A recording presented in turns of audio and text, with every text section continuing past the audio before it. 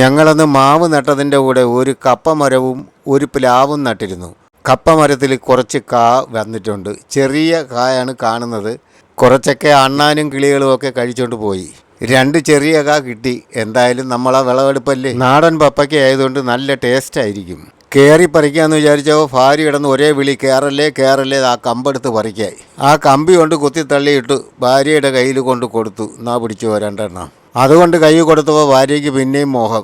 2 എണ്ണം കൂടെ പറിക്കാൻ. പച്ച നോക്കി തോരൻ വയ്ക്കാനെന്ന്.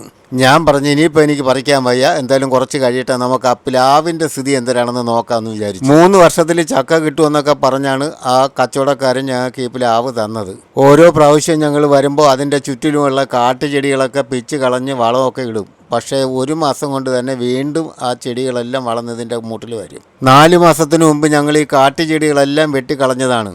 വീണ്ടും ഞങ്ങൾ തിരിച്ചു വന്നപ്പോൾ പ്ലാവിൻ്റെ മൂട് മൊത്തം കാട്ടുചെടികളായിരുന്നു. എല്ലാം ഞങ്ങൾ വെട്ടിക്കളഞ്ഞു. ഇപ്പോൾ ഇത് വളരെ ചെറുതിലേ കായ്ക്കുന്ന ഒരിനം പ്ലാവാണ്. അതുകൊണ്ട് തന്നെ കള വീഴുന്നിട്ടുണ്ടായിരുന്നു ഇപ്രാവശ്യം. പക്ഷേ അത് കൊഴിഞ്ഞു പോയി മഴയിൽ.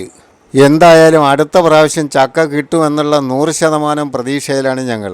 ഞാൻ പോയി ചാണകപ്പൊടിയും വളമൊക്കെ വാങ്ങിച്ചുകൊണ്ട് നല്ല രീതിയിൽ വളങ്ങളൊക്കെ അതിന് നൽകുന്നുണ്ട്. ഇത് ചുവപ്പ് ചുളയുള്ള ചക്ക മരമാണ്. എന്തായാലും സഹോദരങ്ങളെ, കപ്പയ്ക്ക തരാനില്ല, ആകെ 2 എണ്ണേ ഉള്ളൂ. ചക്ക കായ്ക്കുമ്പോൾ എല്ലാവർക്കും ഞാൻ ചക്കപ്പഴം തരാം. എല്ലാവരും നിറച്ച് കായ്ക്കാൻ വേണ്ടി പ്രാർത്ഥിക്കുക.